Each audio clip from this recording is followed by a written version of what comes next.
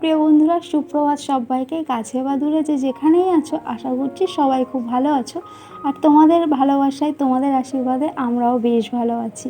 তো এখন ঘড়িতে প্রায় 6:15 হয়ে গেছে, আর এখন থেকে আজকের ব্লগটা তোমাদের সাথে শেয়ার করছি। আর মানা কিন্তু আজ এখনও ঘুমাচ্ছে, তাই ভাবলাম যে মানার খাবারটা আগে আগে রেডি করে রাখি। তো এখানে দেখতেই পাচ্ছ, আজ একটা হেলদি ব্রেকফাস্ট মানাকে দেবো বলে ঠিক করেছি। আপেল সিদ্ধ করে নিয়েছি, আর এখানে সুজিটা কিন্তু আমি আগাম ভেজে রাখি। তো সেজন্যই মানে জলটা হালকা গরম হলেই আমি সুজিটা দিয়ে দিই, এভাবেই আমি রান্না করে থাকি। আর এখানে দেখতেই পাচ্ছ, ফুটন্ত জলে আমি সুজিগুলো দিয়ে ভালো করে নেড়ে মিক্সড করে নিচ্ছি। তারপর ওটা কিছুক্ষণ ফোটার পর কিন্তু মানে একেবারেই যখন হয়ে যাবে জিনিসটা, তারপর কিন্তু আমি মিষ্টি অ্যাড করি। কেননা আগে কিন্তু মিষ্টি অ্যাড করলে জিনিসটা গলতে চায় না, তো সেই জন্যই পরে মিষ্টিটা অ্যাড করাই বেটার। তো দেখো, এখানে আমি তারপর আপেল সিদ্ধটা আর এখানে কিছু ড্রাই ফ্রুটস আমি গ্রেট করে রেখেছিলাম, তো সেটাই মিক্সড করে এখন মানাকে দেবো বলে রেডি করে রাখবো। তো মানা এখনও পর্যন্ত ঘুমাচ্ছে, আর আমি যেহেতু বাসনপত্রগুলো মানে রাতেই মেজে রাখি, তো সেই জন্য সকালের চাপটা একটু হলেও কম থাকে। তাতে করে কি হয়, মানার খাবারটা আমি ঠিকঠাক মতো মানাকে দিতে পারি টাইম মতো। তো দেখো, এখানে কিন্তু আমার রেডি হয়ে গেছে একটা হেলদি ব্রেকফাস্ট মানার জন্য। তোমরা কিন্তু বাড়িতে এভাবে বেবির জন্য ট্রাই করে দেখতে পারো। ভীষণই ভালো একটি খাবার এটা। সুজির সাথে ফল অ্যাড করেছে আর ড্রাই ফ্রুটস, এতে কিন্তু তোমরা কলা কিংবা খেজুরও অ্যাড করতে পারো।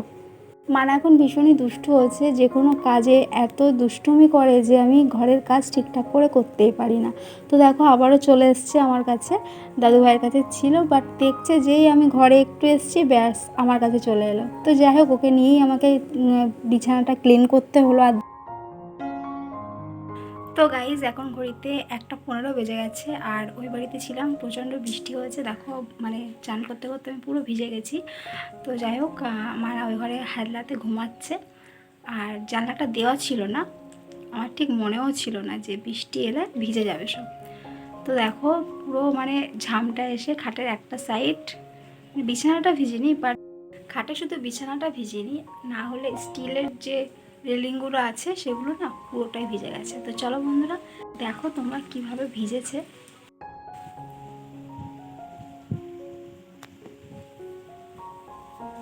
পুরো এই যে এই সাইড টাইড সব ভিজে গেছে, সব ভিজে গেছে।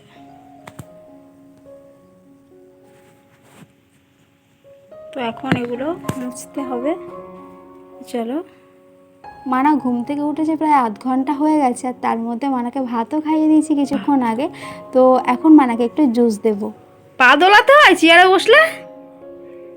তাই? কে খাবে এর লেবুটা? কে খাবে? হ্যাঁ, মাই না, বলো আমি খাবো। আমি। কে খাবে? আমি। কে খাবে? ও, এটা কি বলো তো? অরেঞ্জ। কি এটা? অরেঞ্জ। কি এটা? চলো। তো বন্ধুরা, একজন মা হওয়ার পরে কিন্তু আমি অনেক কিছুই রিয়েলাইজ করেছি, যার মধ্যে একটা হলো, দেখো সারাদিন সেই সকাল থেকে শুরু করে রাত পর্যন্ত কখন যে মানে দিন গড়িয়ে রাত হয়ে যায় মানে খেয়ালই থাকে না। একটার পর একটা কাজ করতে করতে, মানার কেয়ার নিতে নিতে, তারপর সংসারের আরও অনেকের সবারই মনের মতো হয়ে উঠতে কিন্তু নিজের জন্য একটু টাইম পাওয়া যায় না। তার সাথে সাথে প্রত্যেকটা মানুষেরই কিন্তু দুঃখ কষ্ট বলে কিছু একটা থাকে। তো কি বলো তো, একটা জিনিস যে যতই সারাদিন ভুলে থাকি না কেন, সব দুঃখ কষ্ট মানাকে নিয়ে আর পরিবারের সকলকে নিয়ে আনন্দে খুশিতে মেতে থাকি না কেন, রাত শেষে কিন্তু সেই কষ্টটা নিজেরই থেকে যায়।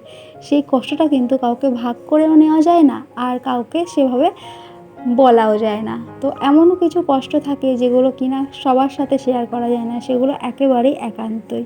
আর এদিকে দেখো, আমার সোনা কেমন আনন্দ করতে করতে জুস খাচ্ছে। মানাকে যে স্ট্রটা দিলে কিন্তু ও একা একাই খেতে চায়, বাট স্ট্র না থাকলে ও জুসটা খেতেই চায় না। ভালো করে ভালো করে পাটা গোটা, পা গোটা। আমি কিভাবে বসেছি? হ্যাঁ, বাহ বাহ। দাঁড়ালে অটা দেখো, ছাড়ো, বলো ওখানে আঙুল দেয় না। আঙুল ওখানে। এটা হর্ষই দীর্ঘই দীর্ঘই, হ্যাঁ এটা কিন্তু না অজগর, বলো দীর্ঘই হর্ষ, হ্যাঁ আম হর্ষ দীর্ঘ, প্রদীপ এখানে আঙুল দাও, দীর্ঘ রি, হ্যাঁ তারপর এখানে আঙুল দাও, এ ওই ও ও।